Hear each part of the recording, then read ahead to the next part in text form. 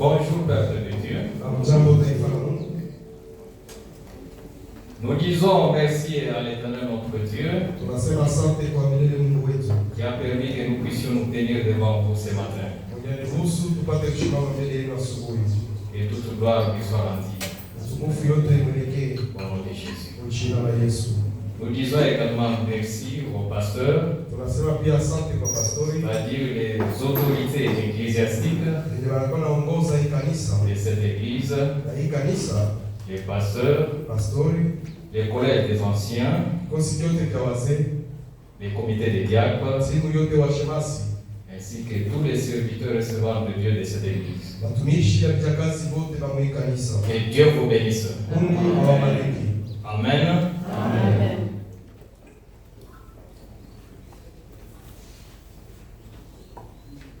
Prions. Dieu Tout-Puissant, dans le nom de Jésus, Éternel, nous sommes devant ce peuple, ô Dieu de gloire.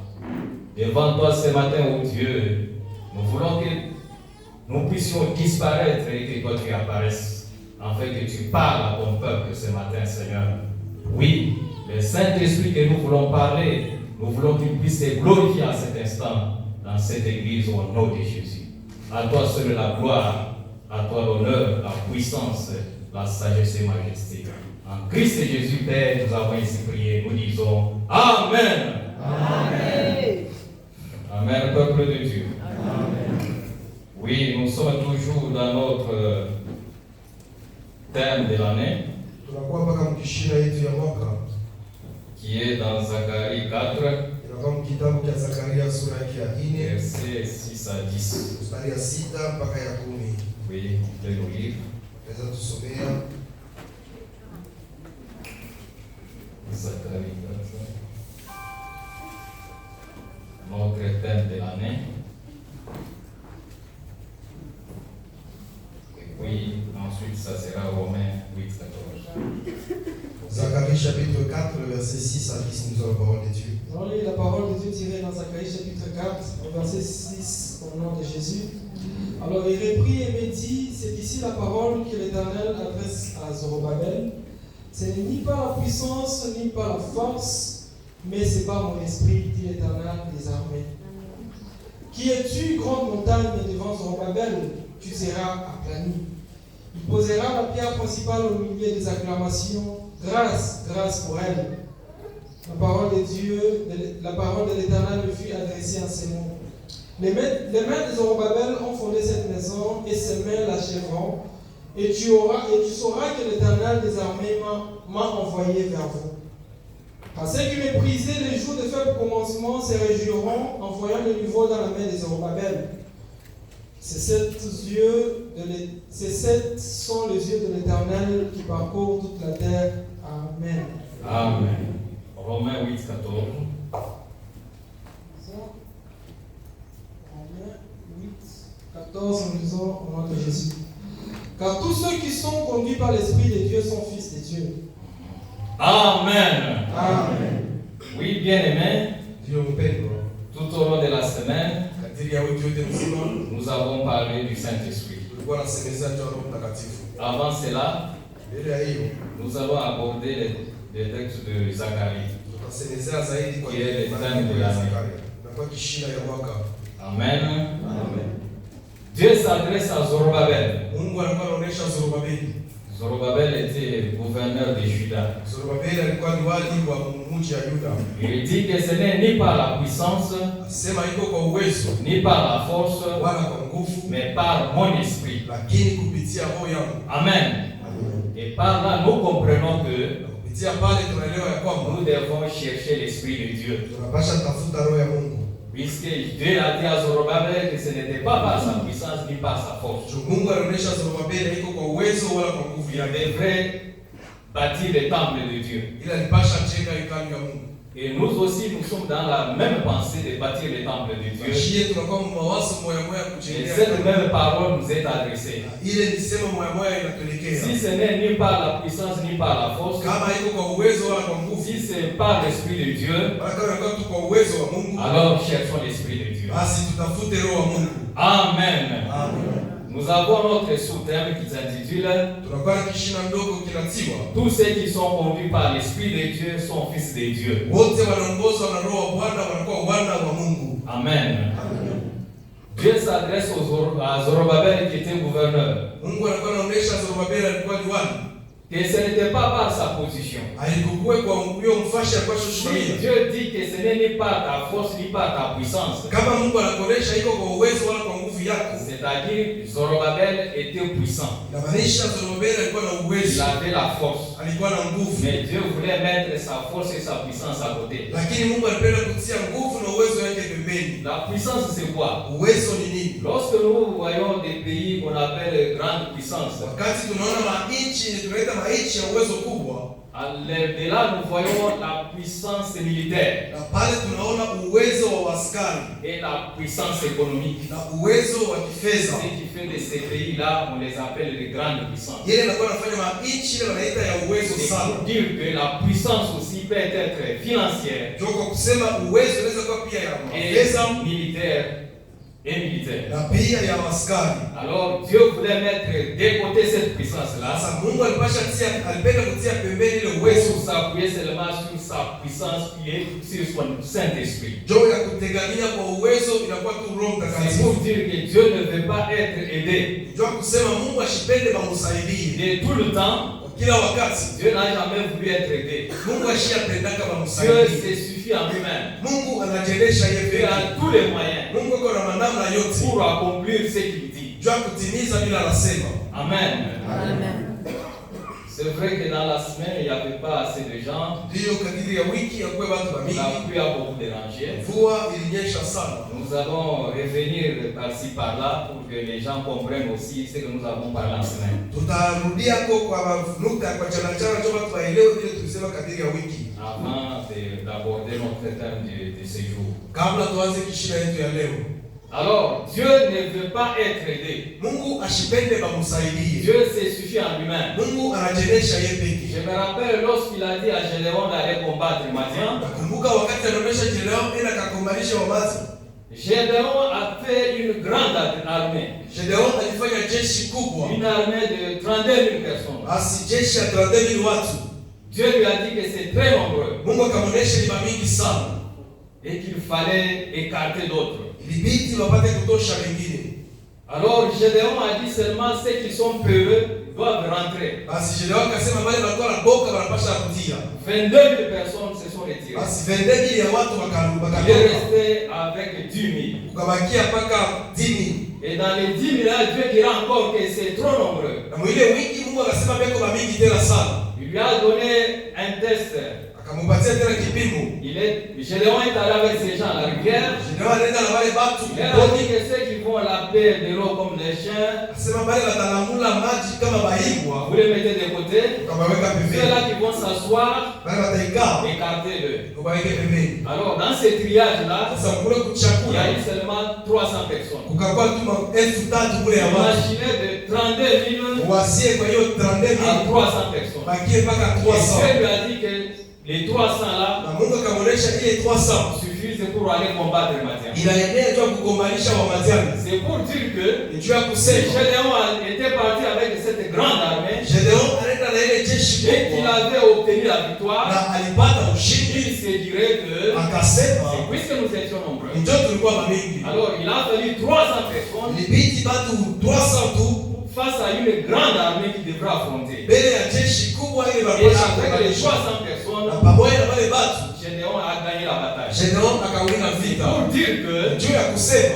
Dieu Mungu ne peut pas attribuer sa gloire à quelqu'un. ashipende kumpatia utukufu wake La Mungu. gloire doit revenir à Dieu seul. Utukufu unapaswa kurudia kwa Mungu, Mungu yeye pekee. Amen. Amen. L'œuvre de Dieu Kazi ya Mungu ne se fait pas par la force, haifashikake kwa par nguvu, le savoir-faire. kwa ufahamu. Non, Hapana, ce n'est pas par les biceps haiko kwa mishipo qu'on unayo. peut faire l'œuvre de Dieu. Hilo unaweza fanya nayo kazi ya No. Mungu. Hapana, L'œuvre de Dieu, kazi ya Mungu c'est par l'Esprit de ni Dieu. kupitia Roho wa Mungu. Amen. Amen. Et vous trouverez que même dans les critères des serviteurs de Dieu, Mtaona hata mwa aina ya watumishi wa Mungu, les critères principaux, aina ya muhimu c'est d'être rempli de l'Esprit de ni Dieu. kuwa wenye kujaa na Roho Mtakatifu. Oui, la taille ne compte pas. urefu C'est auhesabiwe, l'Esprit de Dieu qui compte. lakini ni roho Bwana ndio anakuwa Nous avons dit anahesabiwa. que Ndio tulisema l'œuvre de Dieu, kazi ya Mungu on ne cherche pas les volontaires. hawatafutake Les wale volontariats wanapendea n'existent pas. kipendaro kyako kikaakeko. L'œuvre de Dieu, Kazi ya Mungu c'est pour les gens disposés. ni ya batu weko tayari. Amen. Amina. Les volontaires, Wenye wanataka vous allez les chercher à la Croix-Rouge, mtawatafuta kwa Croix Rouge, Rotary Club. kwa Rotary Club, Là, on cherche les volontaires. kule vile natafuta Mais wenye quant à wanapenda. l'œuvre de Dieu, Lakini kwa kazi ya c'est pour Mungu des gens ni disposés. ya batu wenye kuwa tayari. Amen. Amina. Gloire au Seigneur. Tukufu kwa Bwana. Nous allons parler du Saint-Esprit. Qui est alors le Saint-Esprit? Basi tutasemezea ni nani Roho Mtakatifu. Le Saint-Esprit, Roho nous Mtakatifu l'avons dit, tulisema et il était Dieu en action sur la terre. ilikuwa ni Mungu katika tendo pa dunia. Tout ce que Dieu fait Vyote vile Mungu en anafanya dehors du ciel, nje ya il mbingu l'accomplit par le Saint-Esprit sur anakuwa la terre. anatimiza kupitia Roho Mtakatifu pa dunia. C'est pour cela notre Seigneur Jésus-Christ en allant. Ndio kwa maana Bwana wetu Yesu Kristo mkwenda Il était akasema, avantageux pour vous que je m'en aille. ilibidi mie nipate Lorsque je roho m'en serai allé, wakati je taenda vous enverrai de la part du Père, les consolateurs, tamitumia kutokea Baba l'Esprit kufariji de vérité. roho wa ukweli. Quand il viendra, Wakati takuya il parlera de moi. itasemezea Il juu yangu, prendra de ce qui est à moi, vous l'annoncera, itabeba vilikuwa il vyangu vous conduira dans toute la vérité. na itamitembesha ukweli wote. Jésus-Christ, Yesu Kristo il connaissait bien ses disciples. aliyo mzuri wanafunzi Il yake, se disait que si je les laisse comme ça, alikuwa anasema kama mimi nabaacha hivi ils vont se disperser, atasawanishwa, ils vont abandonner. ataacha. Il faudra que Ilibidi je leur envoie le Saint-Esprit. nibatumie Roho Mtakatifu. Amen. Voilà pourquoi Ndio kwa maana les jours promis, masiku yenye kulakiwa Jésus-Christ, lorsqu'il est parti, Yesu wakati il akaenda a fait ce qu'il a dit. alifanya kila Il lila, a pris le Saint-Esprit auprès du Père akabeba Roho Mtakatifu et il kutokea l'a Baba envoyé à ses disciples. na akaituma kwa Et watumishi nous wake. voyons cela dans la chambre haute. Tunaiona hiyo mchumba ya Ils juu, étaient réunis, walikuwa wenye kukusanya 120 personnes. watu 1,000, Et la 1,000 Bible dit, tout à coup, Biblia inasema kwa ghafla ils ont été remplis du Saint-Esprit. wakajazwa na Roho Et Mtakatifu. dès lors, Tangia pale les gens ne sont plus restés les mêmes. watu wababakie vile vile. Amen. Amen. Le Saint-Esprit Roho Mtakatifu est celui-là qui a fait des géants spirituels. ni yule alifanya wabingwa wakubwa wa kiroho, Des simples pêcheurs d'hommes. watenda dhambi tu, Des paysans, non, pêcheurs d'hommes. walowa samaki wa watu, Des paysans qu'il était. watu wa kijiji kile walikuwa Ils sont devenus des hommes extraordinaires. wakakuwa batu ba mastajabu, Ils sont passés de l'anonymat à la célébrité. wakatoka kukosa kujulikana Grâce à l'Esprit de Dieu qui était. kupitia tu Roho Mtakatifu ilikuwa Ils juu yao. étaient des gens ordinaires, Walikuwa watu wa kawaida comme les Pierre et autres. kama mapetro na Mais ces wengine, jours-là, lakini ile ils siku sont devenus des gens extraordinaires. wakakuwa batu ba mastajabu. Amen. Amen. Et nous avons dit que Tulisema le Saint-Esprit Roho Mtakatifu était la troisième personne de la Trinité. ilikuwa mtu wa tatu hiyo, mtu wa Et lorsque tatu nous parlons de la Trinité, wakati tunasemezea Mungu nous mara tatu, voyons Dieu le Père, tunaona Mungu Baba, Dieu le Fils, Mungu Mwana Dieu le na Saint-Esprit. Mungu Roho Et Mtakatifu. le Saint-Esprit était la troisième personne de la Trinité. Na Roho Mtakatifu ilikuwa mtu wa tatu huyo Mungu mara Nous tatu. avons donné des exemples. Tulileta mfano, Il a dit, alionyesha allez, endeni, faites de toutes les nations les disciples. fanyeni watumishi wote Baptisez-les au nom du wa Père, wawatize du mjina la Fils Baba et du la Saint-Esprit. Mwana na la Roho Mtakatifu. Ici témoigne que Kama unashuhudia kusema le Saint-Esprit fait partie de la Trinité. Roho Mtakatifu inakuwa kati ya Mungu mara tatu. Amen. Amina. Nous avons parlé de la preuve de la divinité du Saint-Esprit dans la Bible. Tulisemezea kwa kionyesho cha matendo ya Roho Mtakatifu mu Biblia. Lorsqu'il est appelé Esprit de Dieu, Wakati anachukua roho ya Bwana, cela veut dire qu'il est même la personne de Dieu. basi ile inamaanisha inakuwa ni Mungu. Le Saint-Esprit est Dieu. Roho Mtakatifu anakuwa Mungu. Amen. Amina. Nous avons donné l'exemple d'Ananias et Saphira. Tulileta mfano wa Ananias na Safira. Oui, nous n'allons pas entrer en détail. Hatutaingia katika uketo. Dieu est esprit selon Jean 4, 24. Mungu anakuwa roho kwa matano na Yohana 4 mstari wa Et ceux qui doivent 14. l'adorer en esprit et en vérité. Na wale wanapasha mabudu mkiroho na ukweli. Amen. Amina. Nous avons donné les attributs du Saint-Esprit. Tunaleta maaina ya Roho Mtakatifu. Le Saint-Esprit était à la création. Roho Mtakatifu ilikuwa kumwanzo. Le Saint-Esprit a créé. Roho Mtakatifu ikaumba. Oui. Ndio. Lorsque Dieu dit que faisons l'homme à notre image, Wakati Mungu anasema tufanyeni kwa picha yetu kwa le kutufanana. Saint-Esprit est là. Roho Mtakatifu ilikuwa hapo. C'est pour dire que dans la Trinité, Tunataka kusema Mungu mara tatu. lorsque nous parlons de trois personnes, Wakati tunasemeza watu tatu. il y a Dieu le Père, Dieu le Fils et Dieu le Saint-Esprit. Unakuwa Mungu Baba, Mwana na Roho Mtakatifu. Dieu le Père, Mungu Baba c'est lui le concepteur. ndiye ndio mwanzishi. Dieu le Fils, Mungu Mwana c'est lui qui parle, on appelle la parole de ni Dieu. yule anasema tunaita neno la Bwana. Il est Jésus-Christ. Anakuwa Yesu Kristo. Alors, Dieu le Fils, Sasa Mungu Mwana c'est lui qui prend ce que la parole a parlé là. ni yeye ndio anabeba vile neno lisema, Il les concrétise. anavitimiza, Il les met en acte. anavitia katika Il tendo, crée. anaumba. C'est le Saint-Esprit qui fait tout ça. Ni Roho Mtakatifu anakuwa anafanya vyote. Amen. Amen. Nous avons dit que le Saint-Esprit était omniprésent. Tulisema Roho Mtakatifu ilikuwa fasi yote. Qu'il était omnipotent. Basi alikuwa anajua vyote. Qu'il était omniscient. Alikuwa mfahamu wa vyote. Il connaît tout. Anajua vyote. Amen. Amen. Le Saint-Esprit est la vérité. Roho Mtakatifu inakuwa ukweli. Le Saint-Esprit est éternel. Roho Mtakatifu inakuwa ya milele. Le Saint-Esprit donne la vie. Roho Mtakatifu inaleta uzima. Vous voyez que tous ces attributs-là Unaona aina yote ile sont pour Jésus-Christ et pour Dieu le Père. inakuwa ya Yesu Kristo na Mungu Baba. Oui, Ndio. le Saint-Esprit de Dieu Roho Mtakatifu wa est Mungu égal au Père, inakuwa inafanana na Baba, est égal au Fils. inafanana pia na Bwana. Tous ces attributs que nous venons de citer Aina yote tunatokea kutaya correspondent pour le Père et le Fils. inaambatana kwa Baba na Bwana. Amen. Amina. Nous avons vu la personnalité du Saint-Esprit. Tuliona umutu wa Roho Mtakatifu. Le Saint-Esprit n'est pas un objet comme certains le disent, Roho Mtakatifu haiko chombo vile watu wanakuwa mais wanasema, encore une force impersonnelle, wala nguvu moja bila umutu, mais plutôt une personne. lakini inakuwa ni umutu. Le Saint-Esprit, c'est une personne. Roho Mtakatifu anakuwa mutu, Il possède l'intelligence, anakuwa na akili, il a les émotions, anakuwa na mania, il a une volonté. anakuwa na mapenzi. Alors, toutes ces choses-là, Sasa vile vitu c'est yote une personne qui les possède. inakuwa ni mutu anakuwa Pour navyo. dire que Juu ya le kusema Saint-Esprit est une personne Roho Mtakatifu anakuwa mutu, à qui nous devons parler. kwa yule tunapasha semezea. Amen.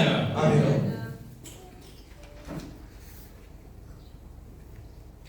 Les émotions, là nous n'allons pas entrer en détail. Voyons, lorsque nous lisons Ephésiens 30, Wakati tunasoma wa Efeso, il est dit que n'attristez pas le Saint-Esprit. inasema msihuzunishe Roho Mtakatifu. Amen. Amina. Il ne faut pas attrister le Saint-Esprit. Usihuzunishe Roho Mtakatifu. Lui aussi sent, comme toi tu sens là. Na yeye pia anakuwa anashikia vile unashikia. Oui, quand on te fait du mal, Wakati wanakufanyisha vibaya, tu sens aussi mal. unakuwa unashikia pia mbaya. Ah, le Saint-Esprit aussi sent ces choses-là. Roho Mtakatifu anaona anashikia Puisque vipi? c'est une personne. Ndio inakuwa moto. La tristesse, Huzuni c'est faire le péché. ni kufanya dhambi. Commettre le péché, Kutenda dhambi vous l'attristez. unakuwa Et unahuzunisha. lorsque vous l'attristez, Wakati mnahuzunisha, ne peut plus agir en toi. haiwezi tena kutenda ndani mwako. Amen. Amina. De la même manière, lorsqu'on vous attriste, Vile vile kama wanakuhuzunisha, ça vous diminue la force. inakuwa inashusha kwa nguvu. Amen. Amen. Alors, le Saint-Esprit est à bien garder. Sasa Roho Mtakatifu ni wa kuchunga Il ne mzuri. faut pas l'attrister. Usimhuzunishe. Amen. Il a la volonté. Anakuwa na mapenzi. Gloire au Seigneur. Tukufu kwa Bwana. Comment Jésus-Christ nous l'a présenté. Namna kani Yesu Kristo alituonyesha. Et moi, je prierai le Père, Ndiye taomba Baba il vous donnera un autre, moi-même, un autre consolateur. atamtumia mfariji. L'Esprit de Dieu, comme Jésus-Christ l'a dit, Roho wa Bwana vile un Mungu autre alisema. lui-même. Yesu Kristo mwingine. Amen. Amina. Le Saint-Esprit, Jésus-Christ est présent au travers du Saint-Esprit sur la Yesu terre. Kristo anakuwa hapo kupitia Roho Mtakatifu pa dunia. Voilà qu'il est appelé consolateur. Ndio kwa maana wanamuita mfariji. Il vient nous consoler. Anakuwa kutufariji. Amen. Amina. Nous avons parlé du ministère du Saint-Esprit. Tumesemezea huduma wa Roho Le Mtakatifu. Saint-Esprit rend service. Roho Mtakatifu anakuwa katika tendo. Dans la vie de quelqu'un, tout comme dans la vie de l'église. Maisha ya mtu wala maisha ya Le kanisa. Saint-Esprit sait guider quelqu'un. Roho Mtakatifu anakuongoza Le mtu. Saint-Esprit nous enseigne. Roho Mtakatifu anatufundisha. Oui, il y a beaucoup de choses que le Saint-Esprit nous enseigne. Ndio kunakuwa vitu ya mingi vile Roho Mtakatifu anatufundisha. C'est le Saint-Esprit qui nous rappelle même la parole de Dieu. Ni Roho Mtakatifu anakuwa anatukumbusha neno la Mungu. Le Saint-Esprit fait beaucoup de choses. Roho Mtakatifu anakuwa anafanya vitu ya mingi. Il reprend les pécheurs. Anakuwa anakomboa Il watenda nous dhambi. met des révélations divines. Anakuwa anawapatia ufahamu wa Oui, kiroho. tout ce que nous voyons comme nous savons comme révélation de Dieu. Yote ile tunakuwa nayo kama maonyo Des tokea Mungu. visions, des révélations. Maonyo. Tout ça c'est l'œuvre du Saint-Esprit. Yote ile ni kazi ya Roho Mtakatifu. Amen. Amen. Le Saint-Esprit est la source de sagesse et d'intelligence. Roho Mtakatifu anakuwa chemchemu ya hekima na akili. Le Saint-Esprit donne la puissance. Roho Mtakatifu inaleta uwezo. Tout ça c'est le ministère du Saint-Esprit. Yote ile ni huduma wa Roho Et le Mtakatifu. Saint-Esprit intercède pour Na nous. Roho Mtakatifu anakuwa anatuombea. Amen. Amen. Lorsque nous lisons Romains 8, 26, Wakati tunasoma Waroma sura ya 8 mstari wa 12 na 6, la Bible dit que nous ne savons pas prier. Biblia inasema hatujue kuomba. Nous prions mal. Tunaomba mbaya. Amen. Amen.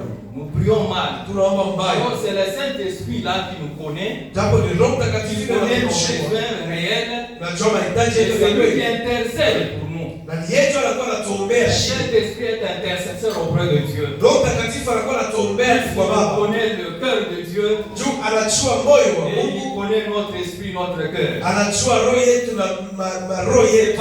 Par exemple, vous avez prié beaucoup de choses. Kwa mfano mliombea vitu ya Mais mingi vous ne recevez pas. na hamvipokei. C'est pour dire que vous priez mal. Njoo kusema mnaomba mbaya. Amen. Amina. Oui, nous prions mal. Ndio Nous tunaomba savons mbaya. pas. La Bible dit ce qui nous convient à demander. Biblia inasema vile vinatuhakikishia kuomba.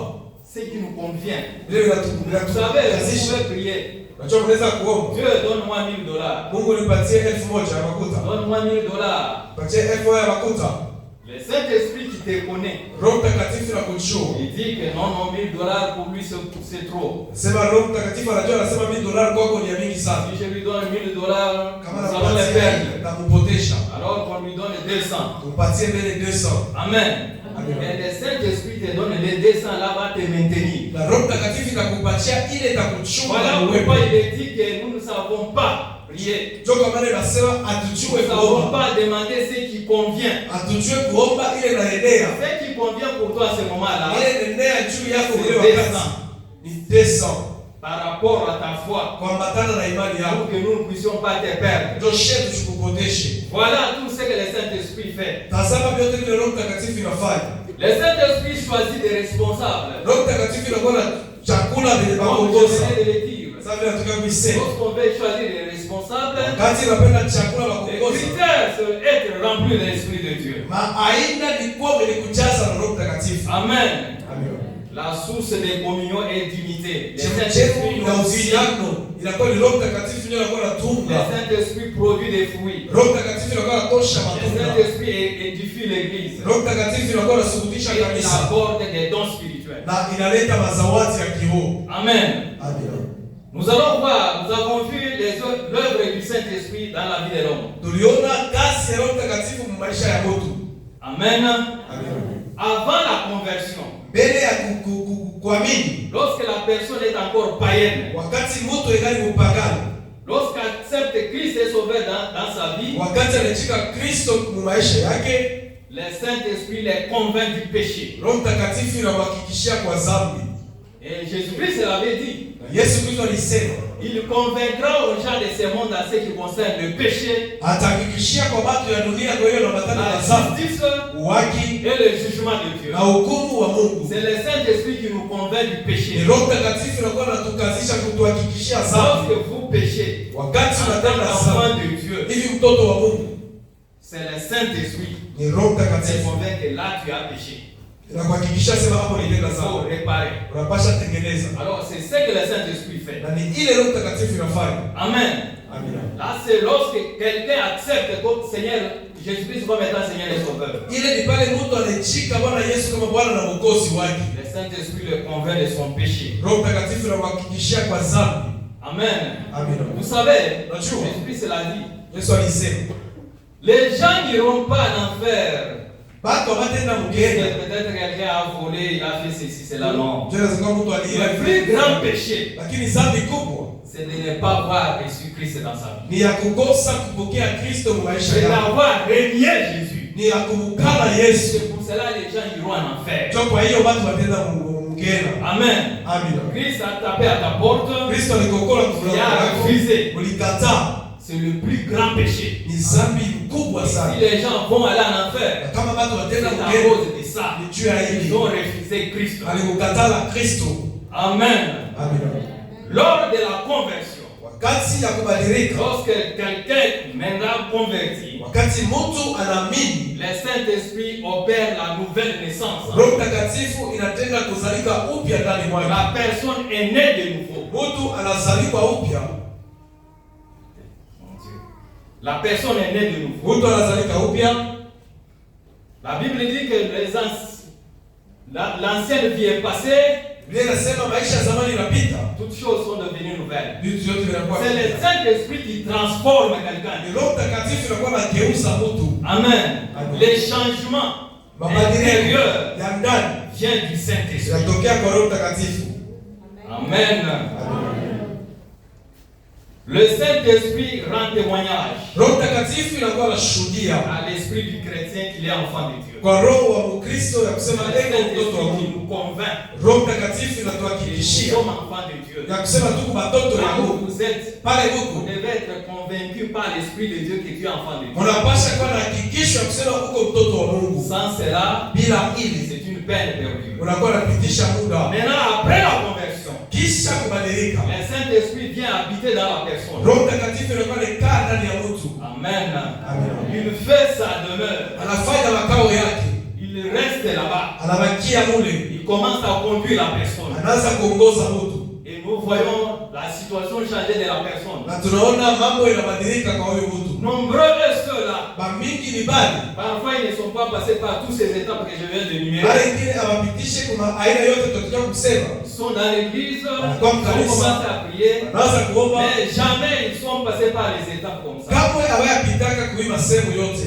Ils ne savent pas faire la différence entre ce qui était avant la conversion, Asijue kutia tofauti kati ya hapa maintenant na qu'il est pagani dans le Seigneur. na hapa na katika Bwana. Il n'y a rien qui a changé dans ça. Hakuna kitu kinabadilika maisha yake. Il faut que les gens constatent Inabidi watu waone que tu as changé. na kusema Tu unabadilika. es né de nouveau. Unazaliwa upya. Amen. Amen. Et toi-même que tu sois convaincu Na wewe mwenyewe uko na hakikisho que tu as réellement na changé. kusema vya kweli unabadilika. Amen. Amen. Le Saint-Esprit fait beaucoup de choses. Roho Mtakatifu anakuwa anafanya vitu ya mingi. Nous allons parler des fruits du Saint-Esprit. Tutasemezana matunda ya Roho Mtakatifu. Lorsque nous lisons Galates 5, 22, Wakati tunasoma Wagalatia sura ya 5 nous trouvons là-bas les fruits du Saint-Esprit. tunakuta pale matunda ya Roho Mtakatifu. On nous dit qu'il y a l'amour, Tunaonyesha il y a la joie, il y a la paix, furaha, salama, il y a la patience, unakuwa uvumilivu, il y a la bonté, unakuwa wema, il y a la bienveillance, unakuwa matendo il y mema, a la foi, unakuwa il imani, y a la douceur, unakuwa il y ubora, a la maîtrise de soi. unakuwa kujivumilia. Un enfant de Dieu Mtoto wa Mungu doit avoir ses fruits. anapaswa kuwa na hii matunda. Amen. Oui, un enfant de Dieu doit avoir les fruits du Saint-Esprit. Ndiyo, mtoto wa Mungu anapaswa kuwa na matunda ya Roho Il doit Mtakatifu. avoir l'amour en lui-même. Anapaswa kuwa na upendo ndani Un mwake. enfant de Dieu doit avoir l'amour. Mtoto wa Mungu anapaswa kuwa Car na Dieu upendo. lui-même est amour. Ndio Mungu yeye pekee anakuwa upendo. Pas cet amour-là qu'on force, non. Hapana ile mapendo tunakuwa na Un kasisha. amour qui vient de soi. Upendo unatokea Un yeye amour yeye. qui est produit par l'Esprit de Dieu. Upendo umetoshwa kwa Roho wa Mungu. Vous allez voir qu'il n'y a pas d'effort à faire pour aimer. Utaona hakutakuwa kuweka kwa nguvu sana juu ya kupenda. Ah, c'est ça le fruit du Saint-Esprit. Hiyo ndio inakuwa matunda ya Roho Il Mtakatifu. y a la joie. Kunakuwa furaha. Un enfant de Dieu doit être joyeux. Mtoto wa Mungu anapaswa kuwa La na Bible furaha. nous dit, soyez toujours joyeux. Vile Biblia yeye pekee alikuwa anatuonyesha tuwe mpaka wa furaha. Tuwe mpaka wa furaha. Et l'enfant de Dieu Mtoto wa Mungu doit avoir la paix. anapaswa kuwa na salama. La paix en lui-même. Salama ndani mwake. La paix du cœur. Salama ya moyo. La paix de l'esprit. Salama ya roho. Amen.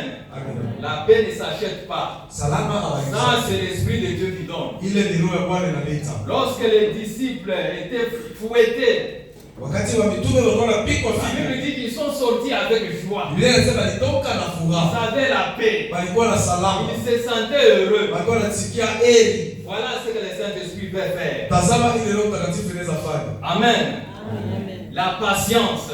Uvumilivu. Vous savez, dans les choses de Dieu, Unajua vitu ya Mungu. et si vous n'êtes pas patient, Kama mko na vous uvumilivu, n'obtiendrez rien. hamtapokea La kitu. patience comme fruit de l'esprit Uvumilivu kama tunda est ya Kiroho importante dans la vie chrétienne. inakuwa ya mafamu maisha ya Il faut être Kikristo. patient. Unapaswa kuwa na uvumilivu. Pourquoi tu n'es pas patient? Jua ni namna na Soyez uvumilivu. patient dans la souffrance. Uwe na uvumilivu mu mateso.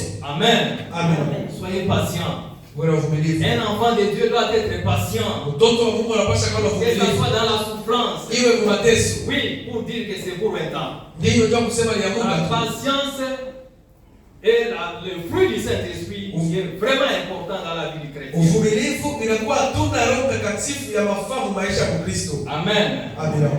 La bonté comme fruit du Saint-Esprit. Wema kama tunda la Kiroho. La Bible dit que Jésus-Christ allait d'un lieu à un autre, Ndiye anasema Yesu alikuwa anaenda kwa mahali ya kwa chama. faisant du bien Kutenda et mema. guérissant tous ceux qui étaient sous l'empire du diable. Kuponya wote walikuwa wenye kushikwa na Dieu shetani. le Père était avec lui. So Mungu Baba alikuwa naye. Jésus-Christ faisait du bien. Yesu Kristo alikuwa anatenda C'est ça mema. la bonté. Hiyo ndio wema. Faire du bien. Kutenda mema. Oui. Ndiyo. Un enfant de Dieu Mtoto wa Mungu doit faire du bien. anapaswa tenda mema. Amen. Amen. Soyons enfants de Dieu réellement. Tuwe makweli watoto ya Mungu. Ayons l'esprit et ayons les vertus du Saint-Esprit. Tuwe basi na hiyo matunda ya Roho Mtakatifu. Pratiquons la bonté. Tutie katika tendo wema. Amen. Amen. Il y a la bienveillance, il y a la foi, Unakuwa imani, il y a la douceur. unakuwa upole. La douceur. Upole, Un enfant de Dieu, mtoto wa on Mungu doit sentir dans sa bouche, dans ses paroles, la douceur. anapaswa sikia misemo yake upole. Amen. Amen. Et non pas les gens qui s'enflamment. Pala watu wale wakakushirika sana. Vous avez toujours des paroles dures. Unakuwa pala misemo ya nguvu. Même votre entourage s'est plaint. Hata mazingira yenu wanakuwa na On vous a tobola. fait des remarques. Basha kumikeresha Vous ni êtes kukonseye. dur dans le langage. Lakini huko paka manguvu mu misemo. Non, ce n'est pas bien pour un enfant de Dieu. Hapana, haiko mzuri kwa watoto wa Mungu. Cherche la douceur. Tafuta upole. Amen. Amen. Les mamans dans les mariages, Mama mumandoa. la femme c'est la douceur. Mama ni upole. Amen. Amen. Il y a certains qui grondent leur mari. Huko wengine wanafokea kama Non, bwana yao. ce n'est pas bien. Hapana, haiko Il y mzuri. a de la douceur dans les langages. Muwe na upole mu misemo yenu. Amen. Amen. Mettez du sucre et du miel dans les langages. Weke sukari na asali mu misemo. Ne cherchez pas toujours à frustrer les gens. Hapana, tafuta mpaka kukwaza watu. En disposer les gens par les paroles. Kwarusha watu mu misemo. Cherche la douceur. Tafuta Et upole. le fruit du Saint-Esprit. Ni tunda la Roho Mtakatifu. Amen. Amen. Il y a la maîtrise de soi. Unakuwa basi kujivumilia. La maîtrise de soi. Kujivumilia. Les gens ne se maîtrisent pas. Batu abayue kubeba patience. Non. Il faut la maîtrise en toutes choses. Unapasha kuvumilia mu vitu vyote. Ne sois pas trop pressé à faire les choses. Ushukwe tayari haraka kufanya vitu. Bas la tête. Amen. Amen. Maîtrise-toi. Basi utulizane. Sois posé. Tulizana. Amen. Amen. Un enfant de Dieu est posé. Mtoto wa Mungu ni wa utulivu. Il n'est pas celui qui s'agite. Haiko ule wa kuhangaika sana. C'est pourquoi. Unatupa Toi, tu as Dieu. wako na Mungu. Pourquoi s'agiter? Juu ya nini hauna na uvumilivu? Amen. Amen. La maîtrise de soi. Utulivu. Amen. Amen. Nous avons parlé des dons du Saint-Esprit. Tunatokea kusema kwamba tulisemezea mazawadi ya Roho Mtakatifu. C'était dans 1 Corinthiens 12. Inakuwa kwa Korinto wa kwanza sura ya Vous 12. lisez ça, Wakati unasoma il hivi, y a les dons du Saint-Esprit. unakuwa mazawadi ya Roho Mtakatifu. Les dons du Saint-Esprit, Mazawadi ya Roho Mtakatifu c'est une capacité surnaturelle ni aina ya kiroho accordée à un chrétien, ndio wanapatia Mkristo à l'Église, kanisa en vue de l'exercice du service divin. jua kutumikisha kazi ya Bwana. La capacité donnée à l'Église, Namna imepewa kwa la kanisa, capacité donnée aux chrétiens chrétiens. nalo limepewa kwa Wakristo. Exemple, la Mfano, capacité de guérir les malades. namna wala uwezaje kuponyesha C'est le magonjwa don du Saint-Esprit. ni zawadi ya Roho Mtakatifu. Amen. Amen. Oui, la guérison, Uponyaji c'est le Saint-Esprit qui fait. ni Roho Mtakatifu ndio anafanyaka. Alors, nous avons les dons de révélation. Tunakuwa na hiyo zawadi ya ufunuo. Dans les langues, nous avons comme don de communication pour transmettre la parole. Na kwa mazawadi ya kusema malugha mengi, Les dons de puissance. zawadi ya uwezo. C'est comme ça que nous avons regroupé. Ndio hiyo tulikusanisha. Alors, dans les dons de révélation, Zawadi ya ufunuo nous avons 3 dons. tuko na mazawadi tatu. Il y a les dons de la parole de connaissance, Kunakuwa zawadi ya neno la les ufahamu, dons de la sagesse zawadi ya hekima, et le discernement des esprits. na basi ya kutofautisha wala kutia Ça pembeni fait na partie vitu. des dons de la révélation. Inakuwa kati ya mazawadi ya ufunuo. Un enfant de Dieu doit avoir Mtoto wa Mungu ile anapaswa kuwa la nayo. parole de connaissance. Neno la ufahamu. Parfois que nous parlons à tort comme étant prophétie. Mara nyingine tunakuwa sema kama ya bongo tunalandia Mungu Ça profesi. permet de découvrir parfois ce que quelqu'un a fait en secret. Itaruhusu tupate kujua vile Mungu alifanya musiri. Tu as fait quelque part des choses. Ulifanya fasi wa fulani vitu. Bien, on te dit que frère, tu as fait ça, ça, ça. Unarudia wanakutabiri wanasema ulifanya fulani Parole de fulani. connaissance. Neno la La ufahamu. parole de sagesse, Neno la hekima c'est pour. ni nchugu. La sagesse intervient lorsqu'il faut réconcilier les gens, Hekima inakuwa wakati tunapasha kupatanisha watu, savoir dire les mots au moment voulu. kujua kusema misemo wakati na Ça fait sahihi. partie de la sagesse. Inakuwa kati ya hekima. Il y a les dons de discernement des esprits. Kunakuwa zawadi ya kudiscerne maroho. Amen. Amina. C'est temps ici. Wima wakati Vous n'avez pas de discernement. hauna la kutambua, Vous allez vous perdre. utapotea. Amen. Amina. Il y a des faux prophètes, Kuko wa nabii des mabongo, faux serviteurs de Dieu. watumishi ya bongo. Si vous n'avez pas les dons de discernement, Kama hauko na zawadi ya kutambua, vous allez dire à un faux utasema vya bongo que c'est celui-ci le vrai prophète, ya kusema huyu ndio wa vya kweli, alors qu'il est faux. japo anakuwa vya bongo. Maintenant, lorsque tu vois un vrai prophète, Sasa wakati unaona nabii wa vya kweli, il dit que ce sont des aventuriers. hapa ni baba bongo hapa. Alors il faut du discernement. Inapasha kuwa na roho ya kutambua. Amen. Amina. Dans les dons de discernement, il y a des choses. Mazawadi ya kutambua kunakuwa vitu. Nous n'allons pas entrer en profondeur. Hatutaingia katika uketo. Nous avons les dons de parler de diverses langues. Tunakuwa na zawadi ya kusema malugha mengi. Oui, les langues que le Saint-Esprit donne. Ile malugha Roho Mtakatifu Vous allez anataka. en mission, La le grâce. Saint-Esprit vous envoie. Roho Mtakatifu anituma. Oui, il te permet de connaître la langue de cette contrée là où vous allez. Inakuruhusu upate kujua lugha ya hiyo mji unaenda. Il y a l'interprétation des langues. Huku kutafsiri kwa malugha. Quelqu'un parle, Mtu anasema, l'autre l'interprète. wengine anakuwa tafsiri. Ici, il n'y a pas d'interprète qui se taise. Kama hakuna wa kutafsiri ule mtu Et ekale kimya. on parle en Na langue, wakati tunasema ça veut dire lugha, qu'on s'édifie soi-même. Biblia inasema tunakuwa na chukutisha shehe wenyewe. Amen. Amina. Nous avons les dons de la prophétie. Tunakuwa na zawadi ya unabii. Ah, là aussi il y a des choses. Pale napo pia panakuwa vitu. Les dons de la prophétie. Zawadi ya Il unabii. y a beaucoup de choses dans Huko vitu dans ce domaine. ya hiyo zawadi. Nous avons des prophètes par-ci par-là. Tuko na manabii pa kwa chana chana. Un prophète qui dit, Nabii anakuwa anasema, lorsque je suivais la radio un jour, ulikuwa nafuata redio siku quelqu'un moja. a perdu son argent, Mtu alipotesha fedha il yake, a appelé les prophètes. anaita Et nabii. le prophète lui dira, Nabii akaboresha entre dans ta chambre, ya chumba yako, soulève les lits, nakula kitanda, regarde, angalia, et la personne a trouvé na l'argent. mtu anapata makuta yake. Des choses comme ça. Vitu ya vile. Amen. Amen. Les dons de la prophétie. Zawadi ya unabii. C'est différent du ministère prophétique. Inaachana na huduma wa kinabii. Il y a 5 ministères. Huku mahuduma tano. Même le ministère des prophètes est là. Hata huduma wa kinabii Il y a hakuwa. un distinguo Kunakuwa achanisho. entre le don de prophétie et le ministère prophétique. Kunakuwa achanisho ya huduma wa kinabii na roho na zawadi ya kinabii. C'est comme aussi entre les gagneurs d'âme et l'évangéliste. Il y a un Inakuwa distinguo. sawa kuvuta manafsi na wapasha habari njema. Nous n'allons pas entrer en profondeur. Hatutaingia katika uketo. Amen. Amen. Il y avait une femme là qui criait à Paul, ces ceux sont des serviteurs de Dieu. Kulikuwa mama mmoja alikuwa analalamikia Paulo asema Il mama avait anaishi l'esprit des pitons. alikuwa na roho wa pitoo wa nyoka. Amen. Amina. Les gens pouvaient croire qu'elle était prophétesse. Watu walizania asema alikuwa nabii mwanamke. Alors que c'est l'esprit du diable Japo ilikuwa ni roho wa shetani. qui les faisait parler. Ilikuwa anamsemesha. Alors il y a beaucoup de choses dans ce sens-là. Kunakuwa vitu vingi mwiyo namna.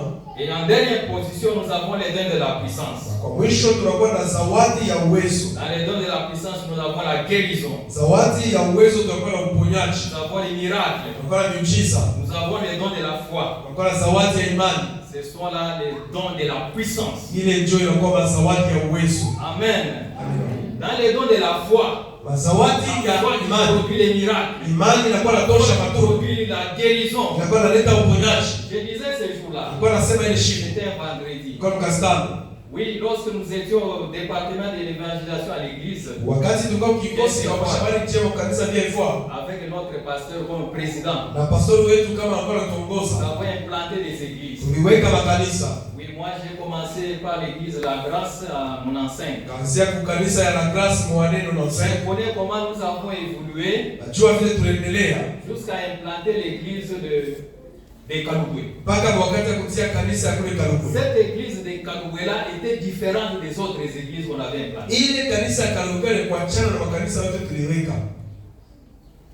Il est resté maison pour qu'on laisse qu'on abandonne. Kurubakia tu kaloko Pourquoi tumiache. il y avait une grande opposition. Jua ndio kuko upinzani Une kubwa. grande opposition. Upinzani kubwa Ça sana. faisait que nous ne pouvions pas évoluer. Tulikuwa nafanya kusema hatuwezi kuendelea. Amen. Nous, en tant qu'évangélistes, on était déjà découragés. Shie kama wapashabari njema tulikuwa ni kuvunjika Mais moyo. notre pasteur en ce temps-là, président, Lakini ule wakati pastori il ne alikuwa voyait pas mzazi. les choses comme nous on voyait. Ashikwe naona vitu vile shi tulikuwa naona. Amen. Amina. Lui avait la foi. Yeye alikuwa na Et imani. il a la foi. Na iko na imani. C'est donc ici, il est là. Hii zawadi pastori alikuwa nayo. Amen. Zawadi ya imani. Oui. Ndio. Il faut voir les choses différemment. Unapasha kuona vitu mnaona kuachana. Amen.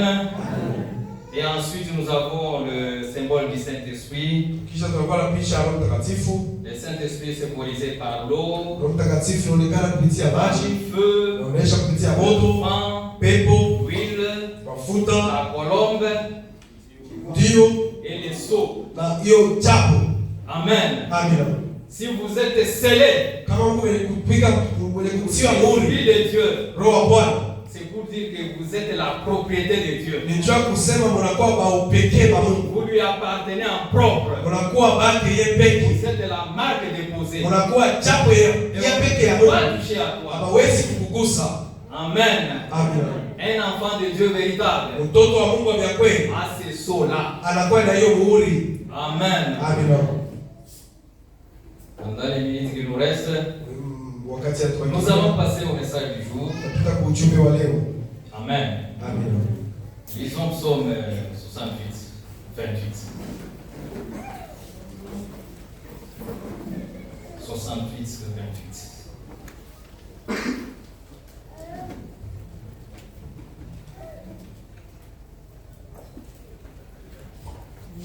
Je serai bref. Nous lisons la parole de Dieu dans Psaume 68, 28, au nom de Jésus. Lassant Benjamin, le plus jeune, qui domine sur eux, les chefs de Juda et leurs troupes. Comment? Un instant, 68, vous êtes à 28.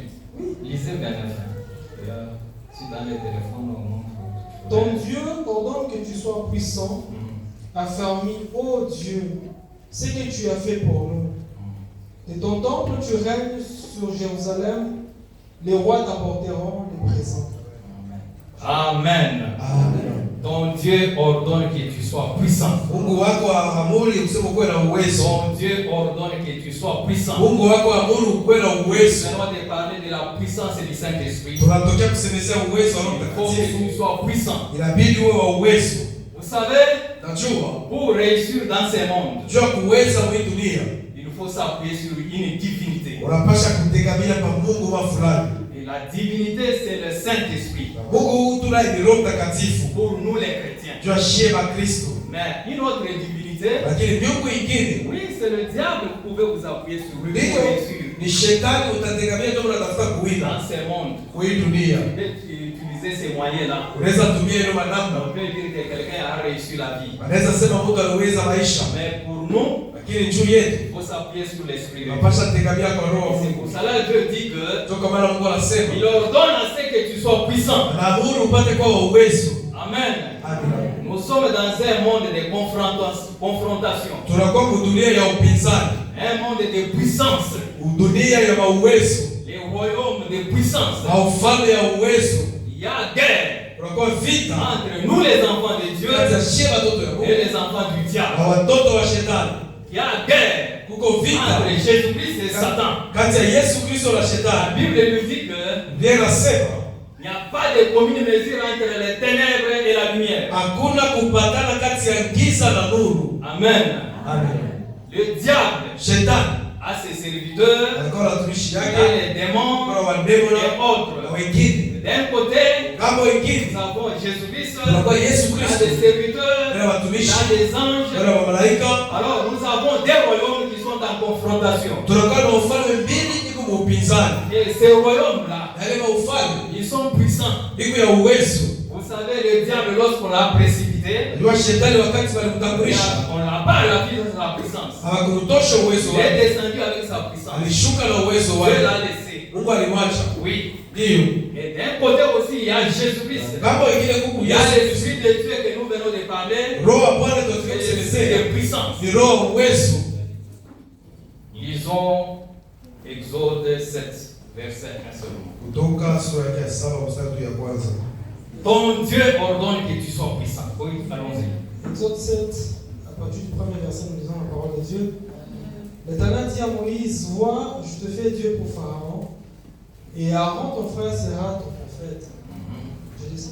Oui, non, laisse. Amen. Amen. Je t'ai fait Dieu pour Pharaon. Bila kutia anakuwa Mungu juu ya Et Farao. avant Pharaon, je t'ai fait Dieu. Mbele ya Farao kunakuwa C'est Mungu. Dieu qui dit ça. Ni Mungu ndio anasema vile. Dieu connaissait Moïse. Mungu alikuwa anachua Musa. Dieu connaissait Mungu Pharaon. alikuwa anachua Farao. Pharaon, l'image du diable. Farao alikuwa picha ya shetani. Pharaon était puissant. Farao alikuwa na uwezo. Alors Dieu a dit en Moïse, Sasa Mungu aliona katika Musa s'il allait comme ça, kama alienda tu hivi il ne va pas réussir. asitaweza. Il ne va pas tenir devant Pharaon. Asitasimama imara bila Farao. Puisque Pharaon aussi est puissant. Ndio Farao na yeye na uwezo. Alors Dieu a dit, Sasa Mungu je alisema t'ai fait Dieu. bila kufuata kwa Mungu mbele ya Farao. Amen. Amen. C'est pour la confrontation. Ni juu ya upinzani.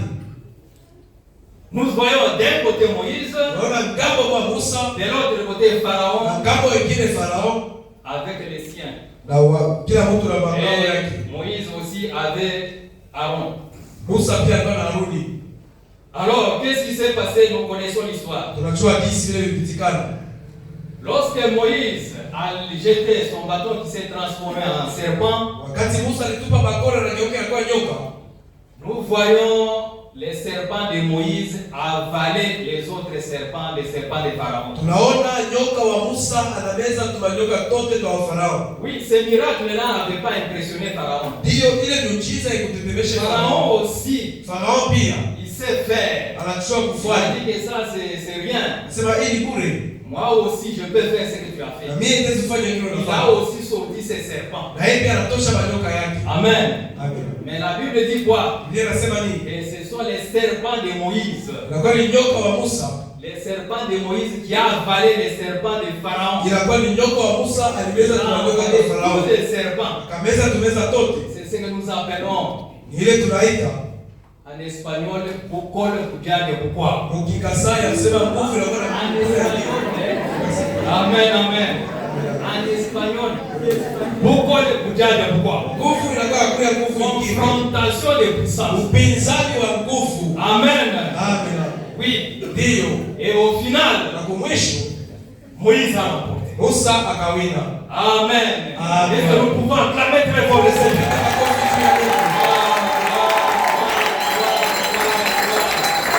Jésus est Seigneur. Yesu ni Bwana. Jésus est Seigneur. Yesu ni Bwana. Jésus-Christ, Kwa Yesu il est Seigneur. anakuwa Nous Bwana. avons vu la démonstration de la puissance de Uliona Dieu. kionyesho cha uwezo wa Roho Le Mtakatifu. serpent de Moïse Nyoka wa Musa avalait le serpent de Pharaon. ilimeza tumanyoka toto twa Farao. Confrontation de puissance. Upinzani wa uwezo. Amen. Amen. C'est pour dire que dans ce monde ici, Njoo kusema kwa hii dunia Dieu dit que kama Mungu anasema il te dit que tu dois être puissant. anakuonesha unapaswa kuwa wa uwezo. Ton Dieu t'ordonne Mungu wako anakuagiza que tu sois puissant. uwe wa uwezo. Il sait Anachua si tu n'es pas puissant dans ce monde, kama una uwezo kwa dunia hii, on va t'engloutir, batakumeza, on va t'écraser. batakuponda. C'est la vérité Ni de Dieu. ukweli inanionyesha. Cherche à devenir puissant. Tafuta kuwa na uwezo. Cherche à être puissant. Tafuta kuwa wa uwezo. Amen. Amen. Et la puissance Na uwezo s'agrandit. inakuwa na komana.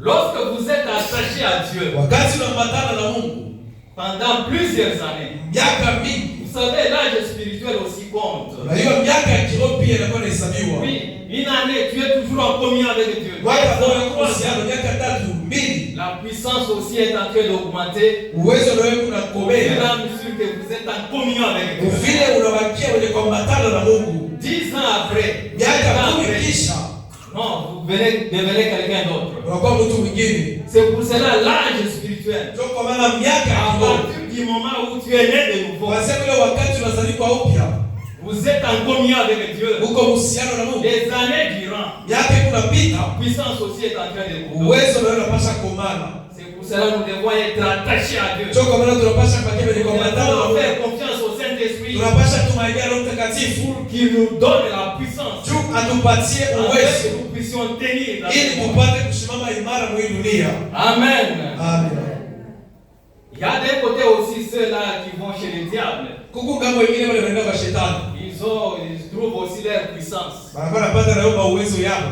Oui, il y a de ces chefs-là. Kuku waongozaji na imani. La nuit, il est dans les cimetières. Usiku eko makaburi. Il cherche la puissance. Inatafuta uwezo. Et les matins, quand il apparaît, Asubuhi kama anaonekana, tout le monde le craint. watu wote wanaogopa.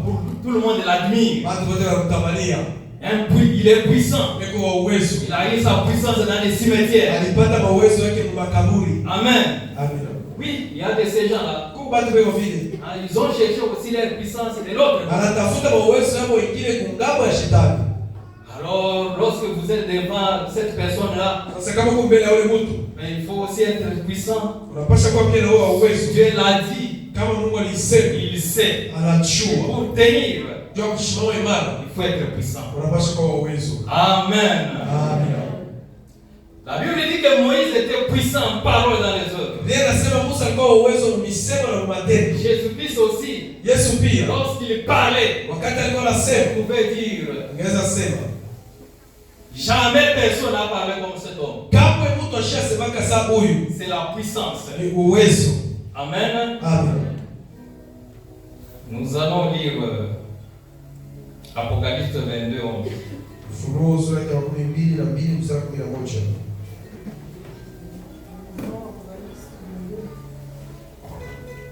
Nous lisons Apocalypse 22, 11 au nom de Jésus.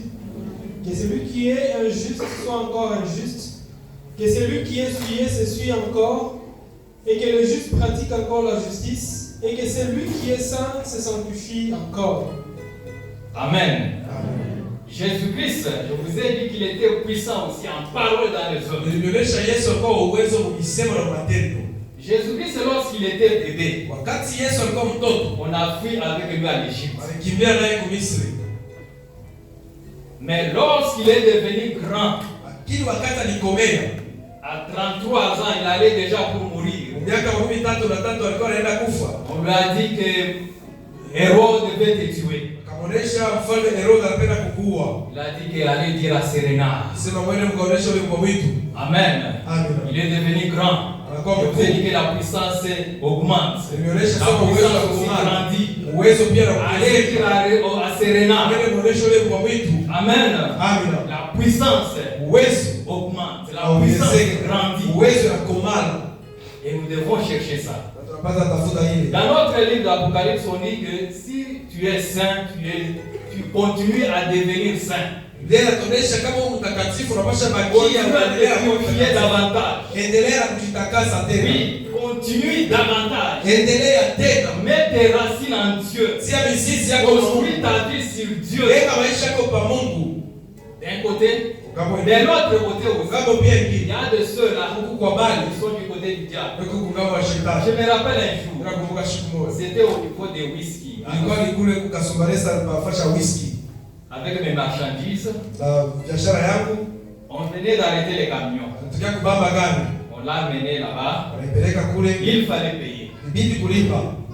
Oh, avec les discussions, nous sommes arrivés à $1000. Asungumuzo unapasha lipa $1000. C'était en 2018. C'est comme 2018. J'ai payé cet argent-là, Kalipe ile pesa, mais sur les reçus là, lakini pa hiyo presu on a écrit 400. akaandika 400. Amen. Amen. Il y a de ceux gens-là. Écoutez ce qu'on m'avait dit. Shikia ile wanaonesha. Il m'a dit que nous, Shi, au ciel là, vous ne nous verrez pas. kumbingu kweli kuna mtato Nous, nako. nous avons laissé les sièges. Shi tuliachia mbingu. Amen. Amen. Il y a de ce genre-là Kwa aussi. wale batu Ils pia. ont pris position. Maana kuliweka na mishishi. Oui, Ndio. il fait tout ce qu'il peut faire. Anafanya vibaya yote anaweza Il fanya. peut tuer, Anaweza kuua, il peut ravir des parcelles, anaweza kunyang'anya il mapapo, peut faire n'importe quoi anaweza fanya vitu vyovyote. pour gagner la vie de ces mondes. Njoo kuvuta hiyo maisha hii dunia. Amen. Amina. Nous, nous ne sommes pas comme ça. Shi hatuna vile. Ah. Alors, la Bible, Dieu les supplie, Jésus les supplie pas. Yesu ashimembeleshake. Soit d'un côté. Kuya ngambo moyo. Hein, dans ces côtés-là, Kuye ngambo. si tu peux aussi gagner ta vie, tant mieux. Kama unaweza kuweza maisha yako ni wewe moyo. Une personne comme ça, Mtu wa vile il fait tout. Il se réfugie, il a l'argent. anafurahi yuko na pesa. Les jours d'aller en enfer, Siku ya kwenda mgeni il va dire, atasema moi je mérite d'aller en enfer. ndiyo mimi nastahili kwenda mgeni Et il va. na anaenda. Pourquoi? Dieu est sur la terre. Ndio parudia. Aussi, il a fait des choses. Na yeye alifanya vitu. Amen. Amen. Mais quant à toi, Sasa juu wewe sois de ce côté-là du Dieu. kwa ile ngambo ya Mungu. Amen. Mais si tu n'es pas bien positionné, Kama hauna na ngambo mzuri, tu risques de tout gâcher, de tout rater. unaweza kukosa Du vyote. côté de Dieu, tu n'es pas. Ngambo ya Mungu Du haunako, côté même du diable, pour gagner la vie de ce monde, tu n'es pas. ngambo hata ya shetani C'est pour haunako, dire que tu vas aller en enfer gratuitement. basi utaenda mgeni vya bure. Tu n'as pas l'argent, Hauna na les pesa, hommes te refusent. wanakuja na ukatala, C'est dommage. kwa ni hatari. Amina. C'est terrible. Ni hatari. Tu abordes une fille, dit Unafanya mtoto kumwaruka na kuonesha mkubwa, hapa. mkubwa, Grand frère, uliheshimii. respecte toi. Mie bibi yako, La femme. mimi ni kwa bibi yako. Que moi je puisse être ta femme. Respecte Vous toi. voyez que Utaona tu kusema vas perdre et ici et là. unapotesha ndani ya Mungu. Alors il faut avoir une position. Basi beba Ah, basi. demande très fort le Seigneur. Makofi kwa Bwana. Jésus est le Seigneur. Yesu ni Bwana. Jésus est le Seigneur. Jésus est le Seigneur. Nous pouvons nous tenir debout. Tenons-nous debout. Sasa shimamia Nous Mungu. parlons de la puissance. Zimetoka uwezo. Dieu ordonne à ce que tu sois puissant. Mungu anaamuru upate kuwa wa uwezo. Sois puissant. Kuwa wa uwezo. Demande à l'Esprit de Dieu. Roho wa Mungu. La puissance. Ouais. Sois rempli de l'Esprit de Dieu. Tuombe kujana Roho Prions Bwana. le Seigneur. Tuombe Bwana. Prions, prions, prions. Tuombe kwenye kujana Demande Roho à la puissance. Mtakatifu. Jésus est Seigneur. Mon Dieu, le Tout-Puissant, ta puissance. Jésus est Dieu, ta présence, ta présence. Amour puissant, ta parole.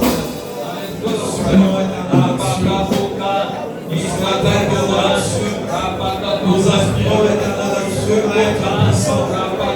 Nous aspirons au Seigneur et nous puissions être puissants.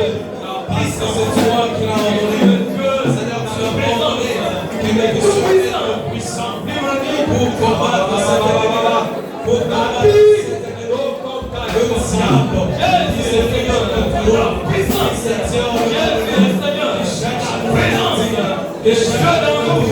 Ta puissance de vie. Nous prions, Seigneur, dans l'esprit de toi puissant. Conduise, que ton esprit de Dieu soit avec nous. Que ton esprit de Dieu nous conduise. Nous prions, Seigneur, sois avec nous, Père. Remplis-nous de ton esprit, Seigneur. Remplis-nous de ton esprit et de ta nation. Car tu l'as ordonné. Et nous puissions prier.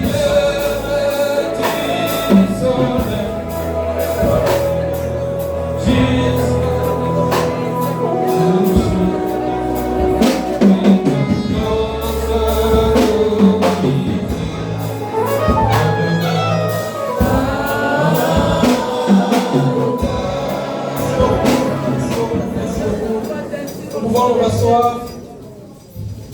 Nous fermons nos yeux. La Bible dit